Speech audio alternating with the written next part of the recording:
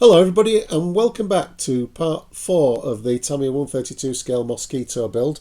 Last time I managed to get the fuselage assembled with the cockpit installed, some elements of the bomb bay fitted and the tail wheel bay sorted out as well. I also put together the horizontal stabilisers and the elevators. That assembly is still drying out. I want to make sure that that's absolutely set before I go on to do any more work on it and sort out the seams on the fuselage. So that's staying to one side for the moment. This time I'm going to be moving on and building the wings, which is slightly out of sequence. In the Tamir instructions they move on from this stage to building the two engines and the engine nacelles, but I'm skipping forward 10 stages or so to build the wings this time round. At the moment I'm just debating whether to build both the engines in the brassin or whether to use one brassin engine and one from the Tamiya kit, and that's because I'm not certain if the Tamiya engine covers will be okay to use with the brassin set. I don't think they will, but I do want at least one of the engine nacelles to have a fully enclosed engine with the covers on it. So I just need to do a little bit of working out on that before I go any further with the engines. So this time I'm going to be doing the wings. There's still quite a bit of work to do with the wings, so it's going to take the full video to do this. So we'll crack on and get the sprues out and let's see what we've got to do. Okay, so I've skipped ahead to step 40 now in the Tamir instructions with these firewall sections, and you can see the main wing spars, which is a very complex moulding from Tamiya. This is the main structural part of the wings, and obviously the upper and lower panels fit to these. So I'm going to start off with this assembly. Here we've got the K sprue with this substantial moulding here.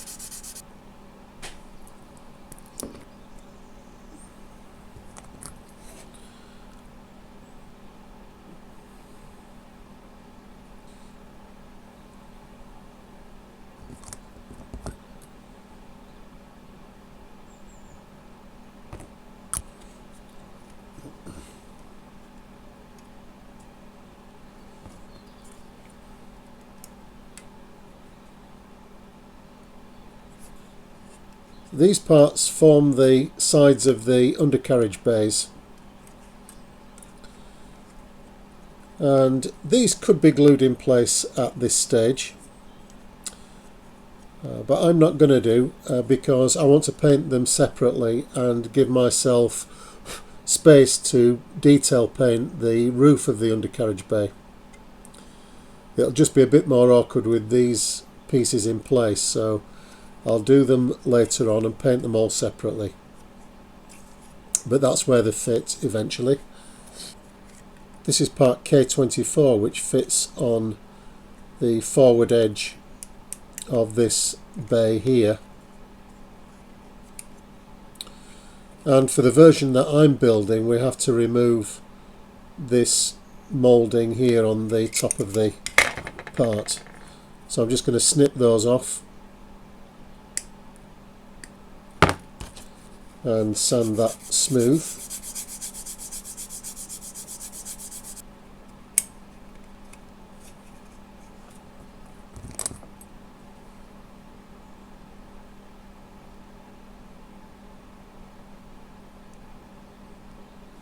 Because I'm not gluing these parts at this stage, I don't want to get them mixed up, so I'll just mark the numbers on them.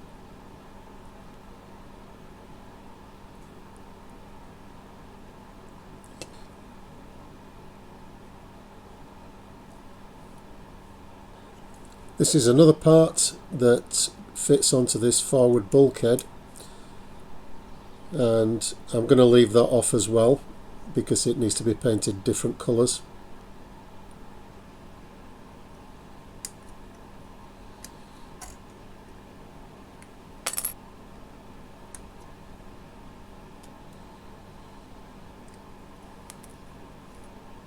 These are the forward bulkheads of the undercarriage bays, which will be painted in aluminium. So I'm going to leave those off again. The front face of these bulkheads has these control rods. I'm assuming that they're for the ailerons, but I'm not sure. But they're definitely rods because they've got cranks on them. And with rod-shaped plastic parts, I think it's really important to make sure that they're properly cleaned up. Get rid of the mould seam on them. And especially with these, because they're going to be painted in a silver colour.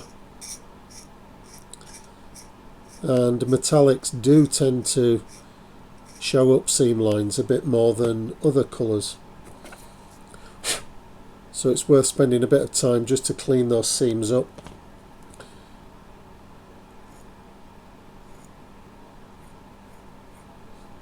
And just spending those few seconds means that that part will look a lot better when it's painted.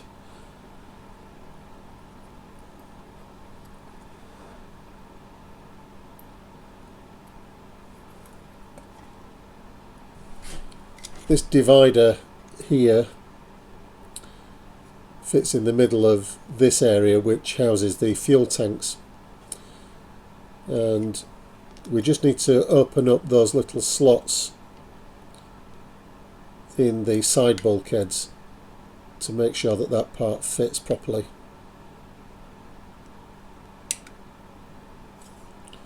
Tamiya call this out in the instructions. This part has some ejector pin marks on the back which I'll just remove. They're probably going to be covered up by the fuel tanks, but I'm not sure about that, so just a few seconds to remove those, it's worth doing.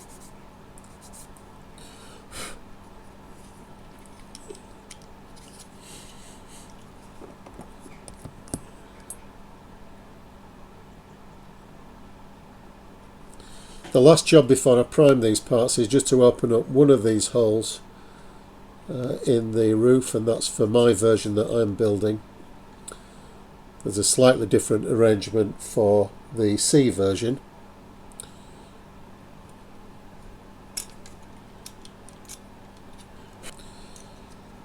So none of these parts are glued together yet. This is the central brace really, or support for the fuel tanks, which fit into these two spaces here. But I can't really glue that in at the moment because we need to assemble the fuel tanks onto it before it goes into this bay. So that's as much as I can do with this particular section, so I'm going to prime all these parts now and start to do some painting on them. So all the parts with the coat of Mr. Surfacer 1500, and I can start to put the colour coats on now. These parts are all painted now, and I've given the green areas a coat of gloss clear, and that's just in preparation for the washes that I'm going to do next. But I'm going to leave those to dry thoroughly. I don't want to apply the enamel wash over paint that hasn't set properly, so I'll leave that overnight and then come back and do the washes tomorrow. So while I'm waiting for that assembly to dry, I'll get on and build the radiators next.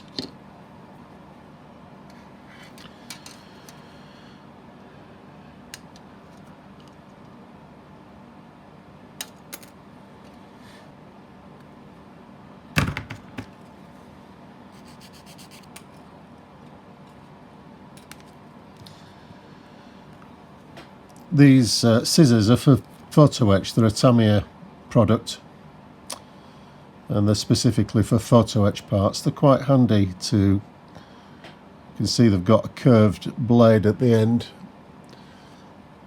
and they're just quite handy to get into the frets on these Tamiya parts. They're useful as well for just getting rid of the little stubs that are left. I'll just fit those photo etch frames with a bit of thin super glue. Don't want too much because I don't want to flood the mesh.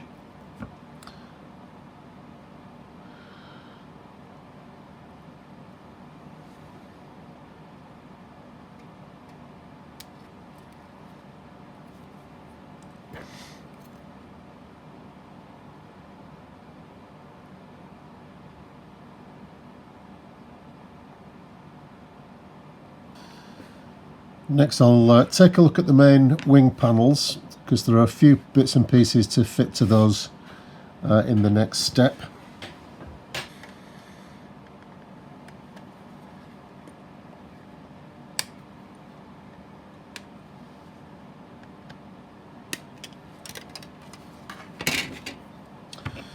These wing surfaces have got these unusual sprue attachment gates on them, like we saw on the tailplanes last time.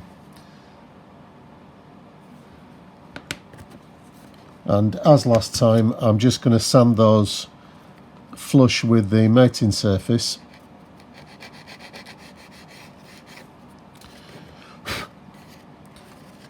It leaves just a very thin wafer of material to remove once we've joined the wing halves together. I'm not going to do it now.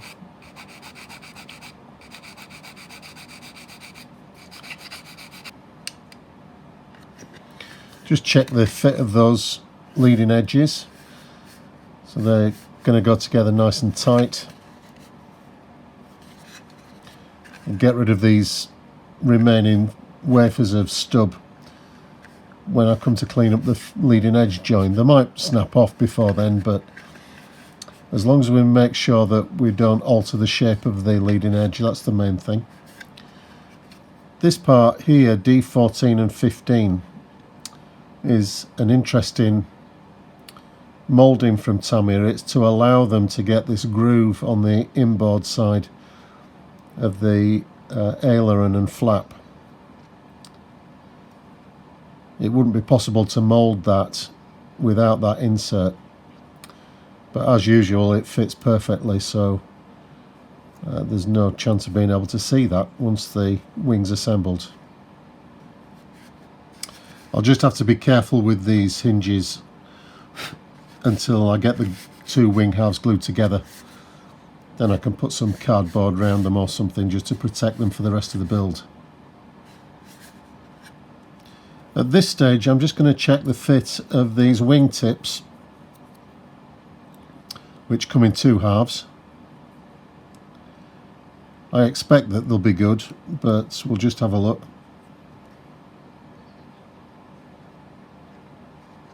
Yeah, we're not going to have any problems with those. They'll fit perfectly when the time comes. The reason I checked it was that sometimes if you do get a poor fit of a wingtip panel like this, it's sometimes better to assemble them into the wing panels like that separately and then just join the whole wing together, and that just enables the fit to be improved on other kits. But we're not going to need it for this one. These will fit perfectly if we assemble them as per the Tamir instructions. Whilst I've got the parts out though, I can glue them together.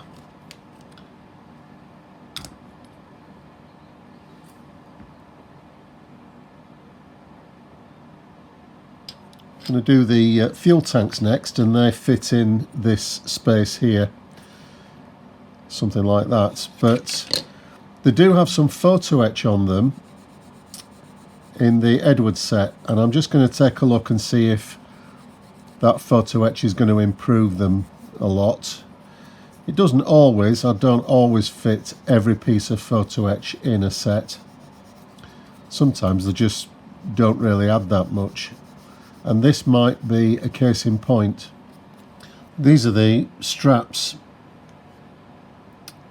from the Edwards set, and I think I will use them. I think they will look better than the moulded on straps here on these tanks.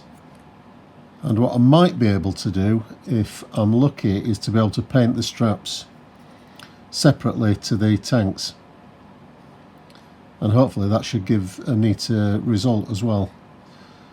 So I'll take the plunge and remove the plastic straps from these parts. It is quite awkward to get these straps sanded off because there's some detail nearby which we want to preserve, so I'm using one of these thin sanding sticks just to make sure I don't do any damage to that detail. The other advantage of using the straps from the etch set is that it's easier to clean up the tanks themselves. So obviously we're going to have a seam line all the way around the outside, and having the straps in place, it's just harder to get that join cleaned up properly. So it's another good reason to use the straps from the brass set. So some careful work with the sanding sticks. That's the straps removed. So I can glue the two halves of the tank together now.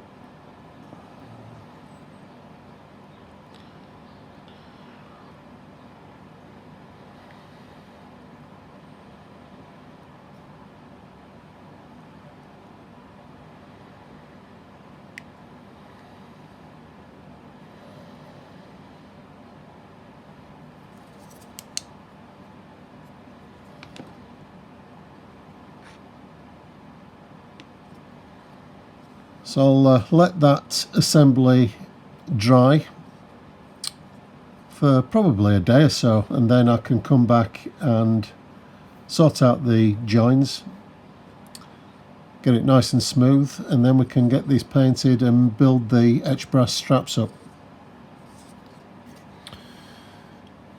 Just coming back to the wings now, I want to drill out the holes for the bomb racks.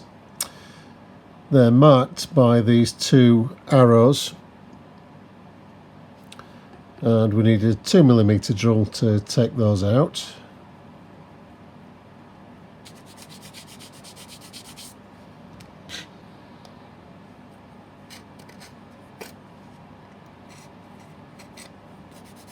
Now that the gloss varnish has dried on these parts, I'll start to apply the weathering wash now. This is MIG Starship Wash, which is an enamel.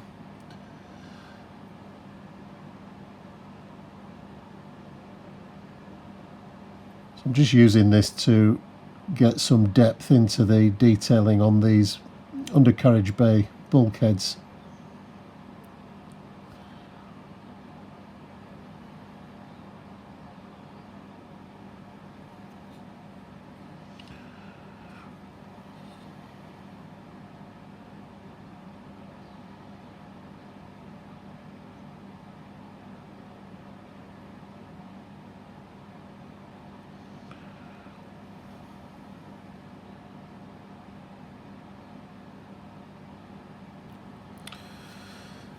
An advantage of using a wash on a part like this undercarriage bay roof is that it just helps to outline the detail of these pipes and cables, and that just makes it easier to paint when I come to do the detail painting of these parts. These cables and pipes will be black, and having the wash on there just helps to outline the part, so it just makes it easier to pick out. The wash has been on for about a day now, so it comes off reasonably easily. If there's any stubborn areas, we can just moisten the cotton bud in a little bit of white spirit,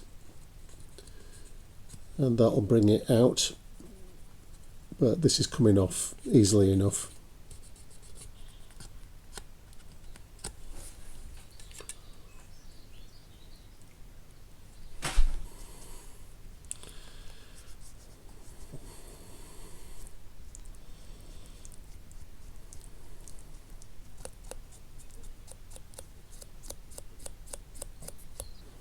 You can see here that the decision to paint the side walls of the undercarriage bays separately and weather them separately has worked, because it would be very difficult to get the wash out of that corner, because you just can't get anything in there really. So having them separately and doing the washes separately just enables you to get in and clean the parts up easily. So before I assemble all that, I can do the detail painting on these pipes and all this moulding that Tamir have provided on these bays. So we'll do that next up, and then they can have a coat of flat varnish over the top of that brush painted work. You can see I've picked out the port wheel bay roof with the black piping, and for that I'm using some Citadel black. This is one of the base colours from Citadel. I like to use these paints because they're really easy to brush paint, particularly if you get them to the right sort of consistency. I just thin them down slightly with some water and they flow really nicely and brush paint really nicely without leaving any brush marks if you get the right consistency. The other essential tool for a job like this is a good paintbrush, and these are my Winsor & Newton Series 7 brushes, which are always kept in these containers with the protector on the end of the brush head, and I really only use them for very fine work. These are very expensive. They're pure Kolinsky Sable artist quality brushes, and they're very expensive. This 00 that I'm using for these cables or pipes, I think it was about 12 or 13 pounds, something like that. So it's expensive and you need to look after them. One way of looking after them, as I said, is to make sure that they're kept in the containers when they're not in use, and the other essential thing with them is not to get paint up into the ferrule. So at the end of the hair I just apply paint to the tip of the brush and never get paint up to the ferrule, because you can't clean them out. Once you've got paint up here, it's really difficult, and what happens is that eventually the clogging will work down the hairs and it will ruin the shape of the tip of the brush. So if you take those precautions, these should last an awful long time. I had my last ones which are these, and I'm still using them for rougher work, but I've had these about 6 years, something like that, and I thought it was time to get some new ones. So I got these at the end of last year, and I think this is the first time I've actually used them. So just the barest amount of paint on the tip, you can see. One thing I'd advise or suggest, if you are going to go to the expense of buying brushes like this, is I'd always go to a shop to buy them, and that way you can look through the shop's stock and select the brush that you want to buy rather than mail order, because you can very occasionally get a brush that's not quite up to scratch. So I like to go and make sure that I'm getting exactly what I want. So the two that I bought at the end of last year, I got them from an art shop. So there's no shortcut for this work. You've just got to be patient and work around the moulding. But the paint's very forgiving. If it's thinned to the right consistency, it doesn't clump up at all, which a lot of paint does, particularly acrylics. It tends to dry, and as you're working it, it clumps up into a bit of a mess, whereas these Citadel paints don't tend to do that.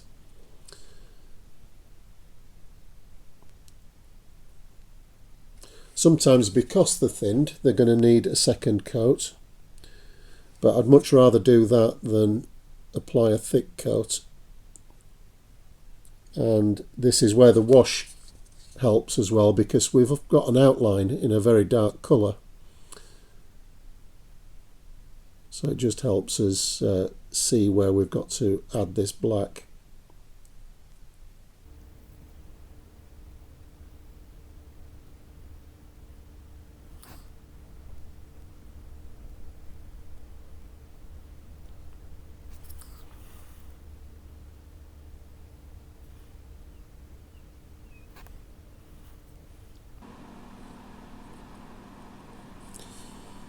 So with a bit of careful painting, those details come out nicely. Now it's just time to clean the brush, put the tip protector on,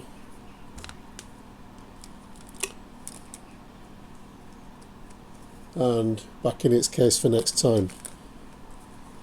I've applied a coat of matte varnish to this assembly now. So that's a Tamiya lacquer matte varnish.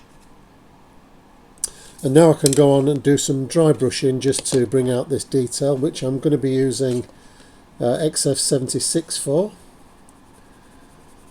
This is a grey-green colour. It's a Japanese navy green actually.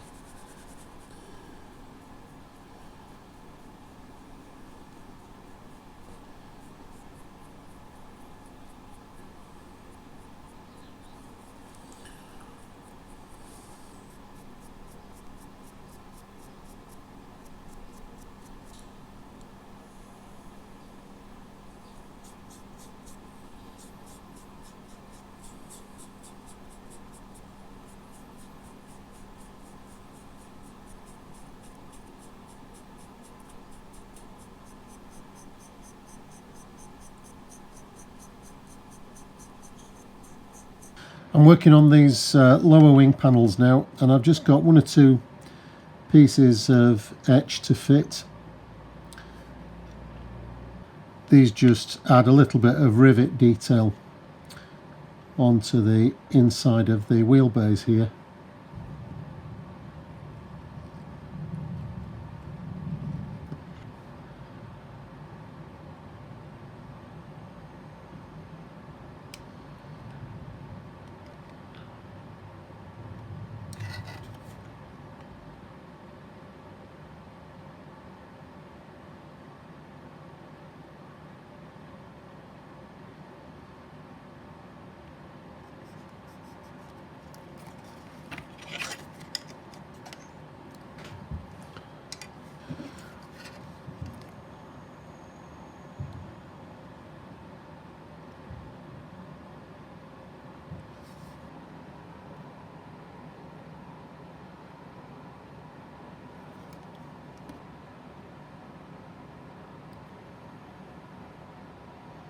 This masking here is just so I can put some primer on this inner wing area.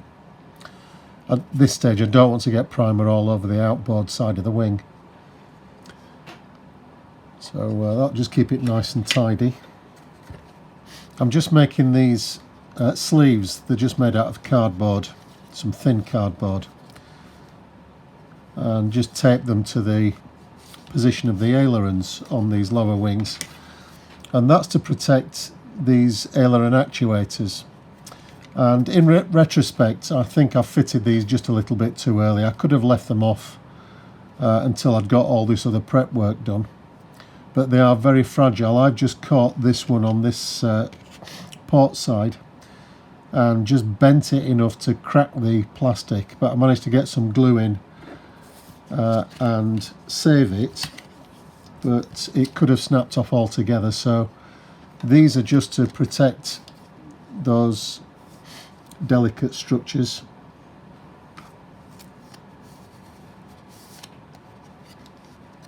So they just stop you knocking or catching those delicate actuators. These are all the engine firewall parts, so the port and starboard firewalls, and I've just painted these in some Vallejo duralumin with the airbrush, and then I've just brush painted these green brackets in the interior green colour. So we just have to work around very carefully with a fine brush and do that detail painting. All these rods, which are the control rods, have also been painted in the silver colour, and again we need to pick out the green brackets that support all these rods.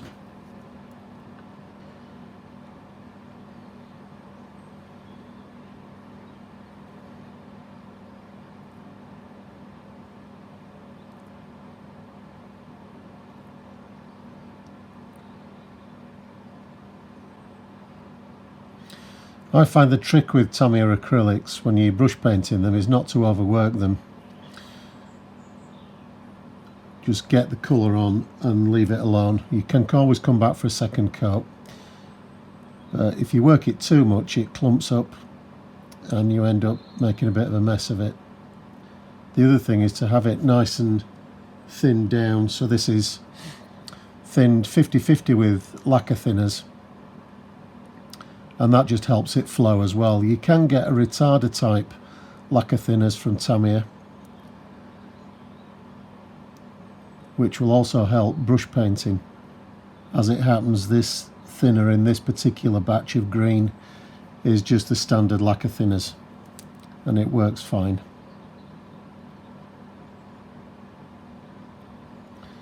Just make sure we've got it all covered. In a complicated moulding like this, it's easy to miss a bit, and with it being silver underneath, it does stick out quite a bit, so just make sure we get all the parts that we need to. It was interesting, I just tried to use a bit of the Citadel black then, and it wouldn't cover over this Vallejo silver. It was pooling up, so this is Tamir acrylic. A lot of these parts have a brown strip along the top. I'm assuming that it's like a leather rubbing strip. We just need to pick out the moulding in that.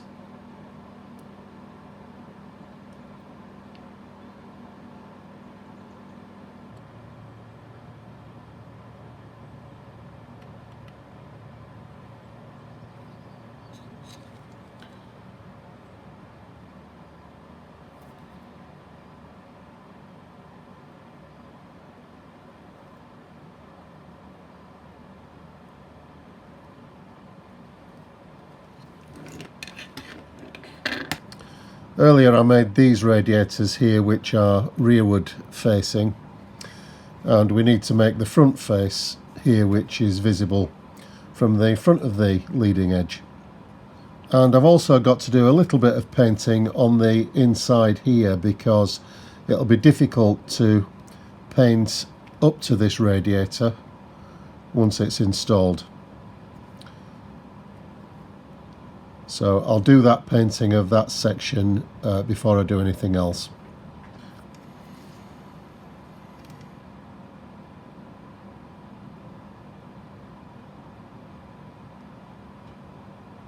Just got to be careful with these parts, because we just need to get them on the right side. It has a fold up section here which divides these two coolers.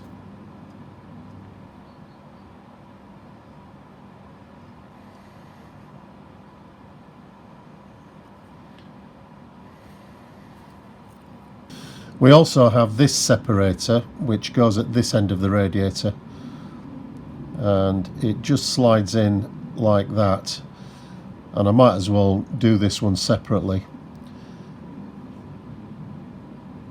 and fit it once it's been painted, but it fits in like that.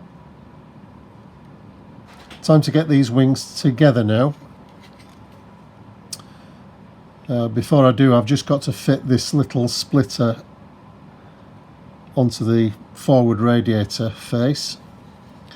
That's been painted in the underside colour, as has this one. I've just masked that off and painted that as well.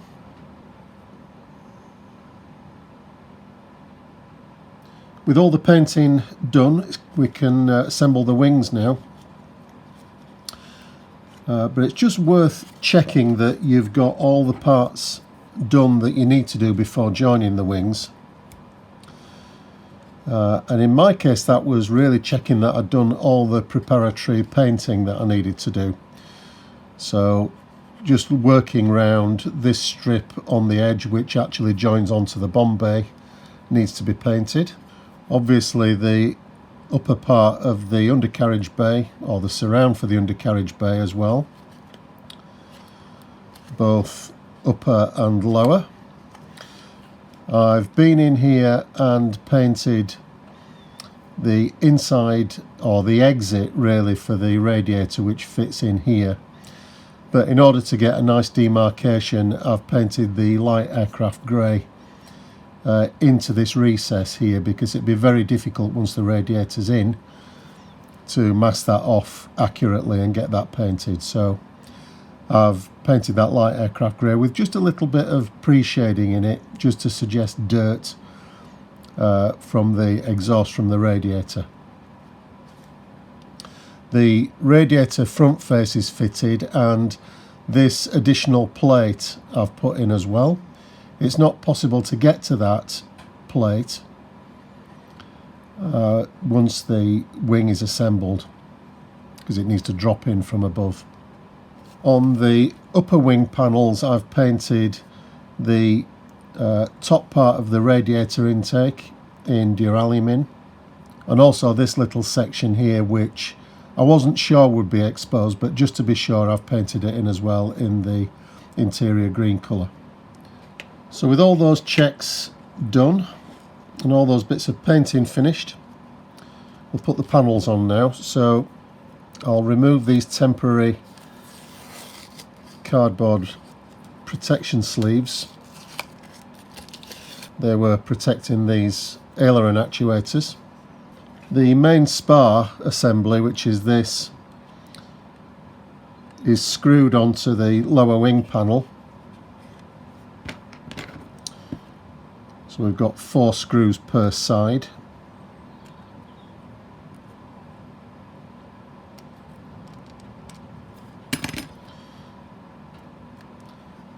And to screw these down, I use the kit supplied screwdriver, because it prevents you putting too much torque on the screw and stripping the threads, which we don't want to do, obviously.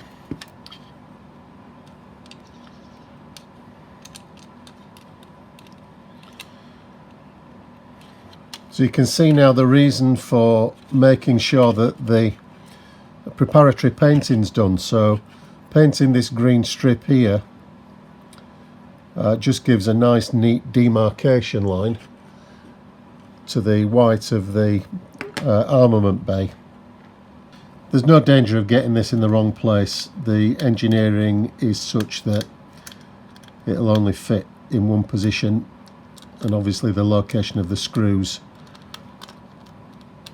help to get that located properly. I've noticed that despite my best efforts, I have broken off one of the Aileron actuators, which is a pity. First job I'll have to do is find it. There we are, on the floor. So the wing panels can go on now, and this is the stage where really, ideally, you would be best fitting these Aileron actuator pieces, because you've seen, despite my best efforts to protect them, I still ended up breaking one. So fit them now, and the chances of doing that are a lot less. I'll just get ready with plenty of pieces of tape so I can get the 2 pieces taped together as soon as the glue's on. I'll just clean the paint off these mating surfaces, just so we make sure that the glue does what it's meant to do. It's areas like on the forward edge of this spar here that it's worth painting that as well, because once we have the wing you get a hollow see-through effect, and you don't want to be seeing bare grey plastic through there. So there's quite a lot to think about with these wings. They don't just fall together.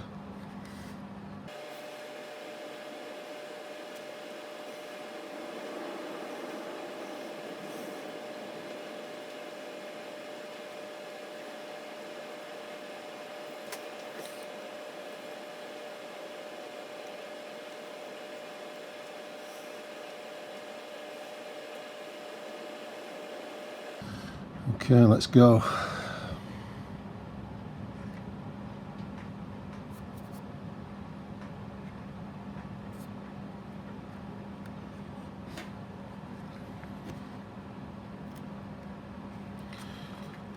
So having the tape ready to use means there's no messing about.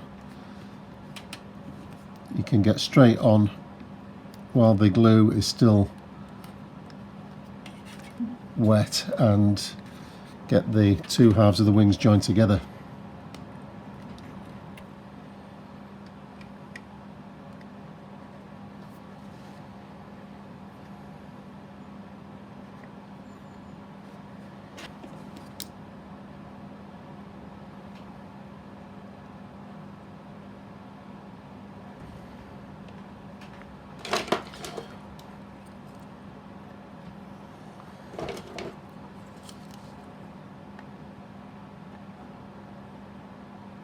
So we can leave that now for 24 hours at least for that cement to dry, and in the meantime I'll build the ailerons. Then we just have the fuel tanks to fit and this stage of the assembly will be finished.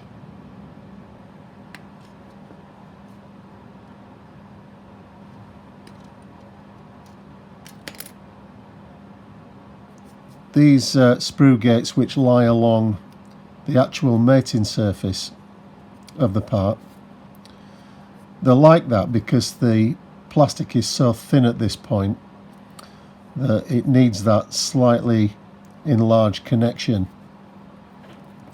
But we do have to be careful to get rid of those, otherwise these two halves of these ailerons won't meet up. I just use blue tack stuck to parts like this. It just protects the parts from getting glue all over your fingers until you've located them. So the blue tack's a big help holding the part while you get the glue on and whilst you bring the two halves together. I don't want any glue there where the trim tab is because it generally seeps up and blocks the line that you need to maintain.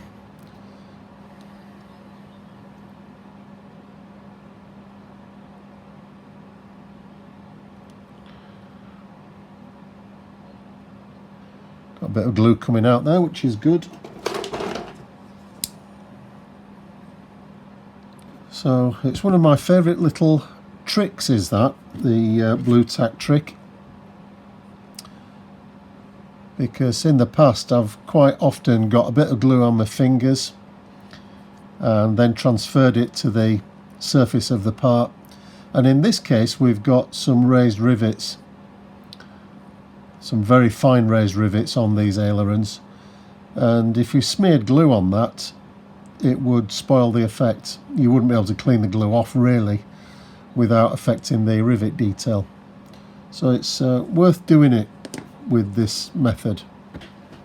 So the pair of ailerons, we've got the radiator faces for the forward edge when the wings have dried, and we've also got these insert panels for the side of the engine nacelles. They've just been painted up in the duralumin. I've weathered them a little bit with some Tamiya panel wash, black panel wash, and they've come out really nice. So I can put those to one side to be fitted later on. Okay, while I'm waiting for the wings to set, I'm just going to do a bit more on these fuel tanks. And you'll notice that actually I've managed to break the two fuel tanks apart, and that's just through overhandling really. They're joined together at this point here with this very thin connection, and with sanding down and cleaning up, it's just flexed that joint, and eventually the two tanks have snapped.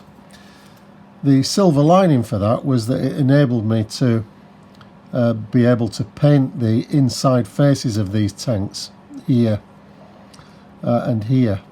It was very difficult when they were joined together because the gap between them is so small. So it won't really matter, I don't think, in the end that they've broken. It's quite a clean join, and I should be able to get them back together again all right. So I've given these a coat of Tamiya lacquer dull red, followed by a coat of gloss varnish in preparation for some decals, which I'll fit next.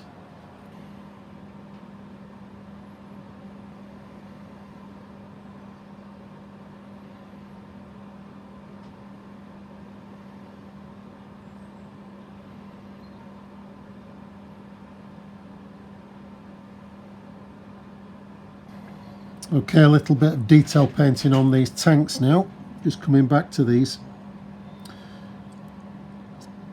I've given them a coat of matte varnish after the decals. And I just want to pick one or two little details out with some silver. This is Tamiya lacquer silver.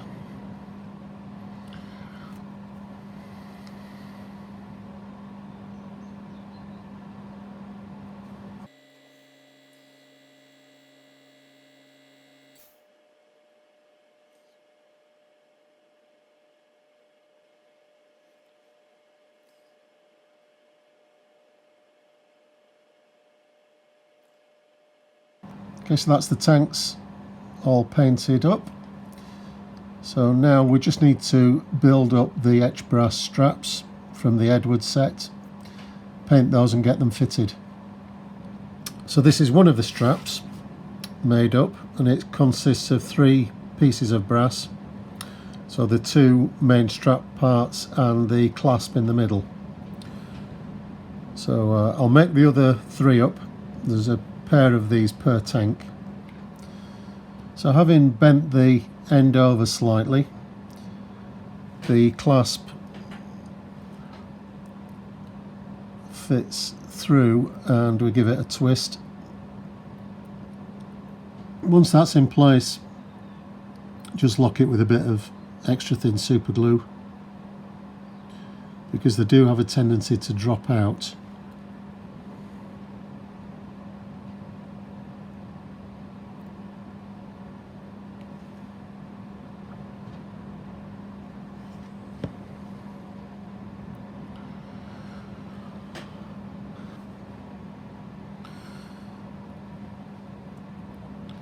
Okay, they're going to need some primer now, and then we'll get them painted in the green.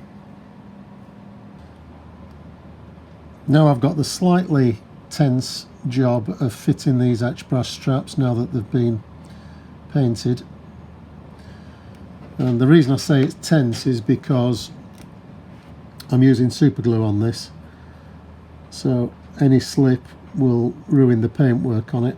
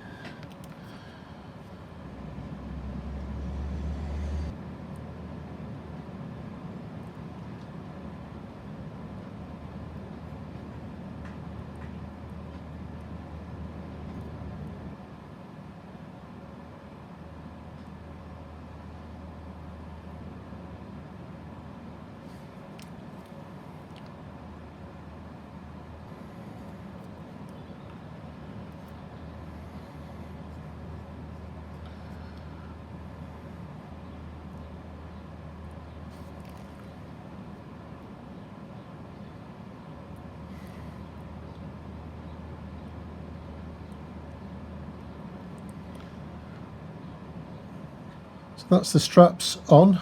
Bit of a nervous moment there. but they've gone on really nicely, and I think they're much better than the moulded in items in the Tamiya kit. This is the bracket that the tanks mount onto. The tanks have a slot on the underside here which rests on this shelf on the bulkhead. So I'm just going to put a small amount of glue. This is thick super glue on there, and there's also a pin at the back here.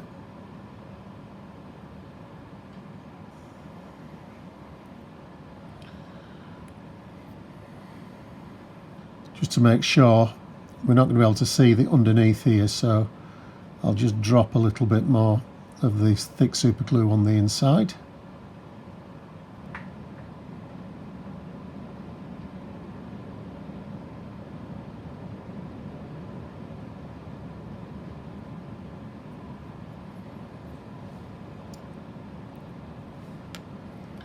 We can get this tank assembly fitted now.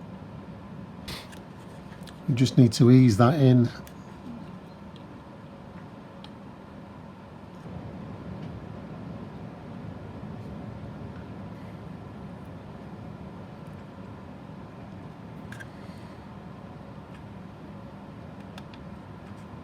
So I managed to get the tanks in, but that was quite a struggle. The paint had just tightened the fit up quite a bit, and I had to do some trimming just to make sure that that would fit in.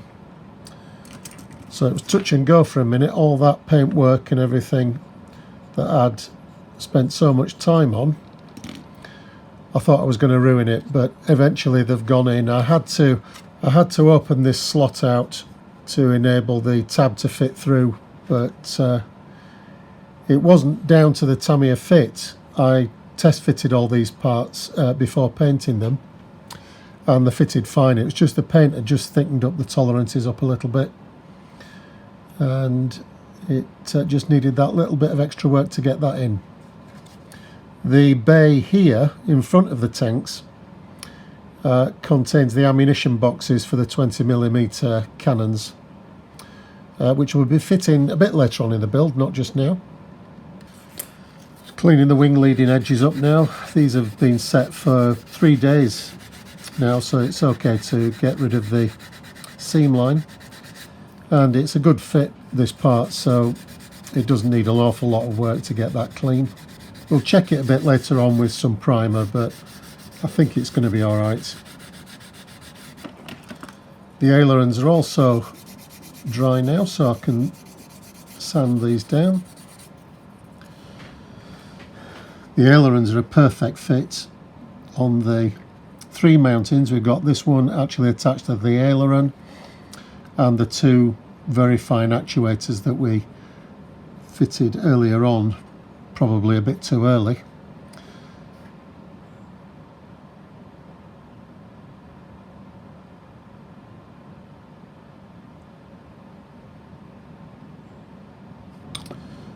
This is the actuator that I broke off, and I'll fit it to the aileron first.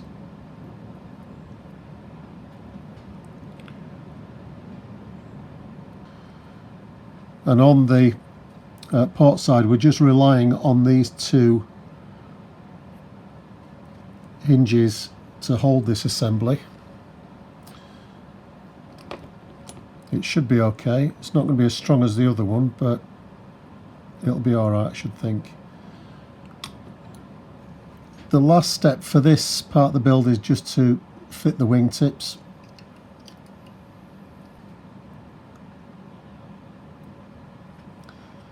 And they're a really nice fit. Okay, so that's the wings for the Mosquito built. You can see what sort of size we're dealing with here. It's quite a big model. It will be when it's finished anyway. And that's taken quite a long time, probably 2 or 3 days building time here in the shed. And that's down really to the detailing that Tamir have provided with the radiators, this section in the middle with the fuel tanks, bits of photo etch to add as well from the Edward set, and quite a bit of swapping and changing with the airbrush for painting some of these parts as well. So overall it's been quite an involved part of the build, but it's done now, and I'm quite looking forward to seeing how that looks with the fuselage attached, but I'm not going to do that just yet. I'm going to let this dry for a couple of days before I'm tempted to try and test fit the fuselage. I'm sure with my experience of the kit so far that it'll be a flawless fit. I've no reason to doubt that, but I'm not going to do that in this episode. I'll wait to the start of part 5, the next episode in the series, to have a look at all that together. If you're waiting for the P51, the Aces series, I think I mentioned a couple of weeks ago that I'd lost the footage of getting the model to this stage, and my solution to that is to build another one, and you can see that I'm already quite well on, and it'll soon be at the same stage as the first one that I built. This one won't be wasted though. I'll be finishing it off as an RAF Mustang 3, again an Aces aircraft, and I'll slot that in somewhere later on in the series. So as you can see, there's lots going on. The next video will be on Friday, which will be a short video to catch up again with part 20 of the Corvette build. So I hope you can join me for that. In the meantime, everybody, look after yourselves, stay safe, and I'll see you next time. Bye for now.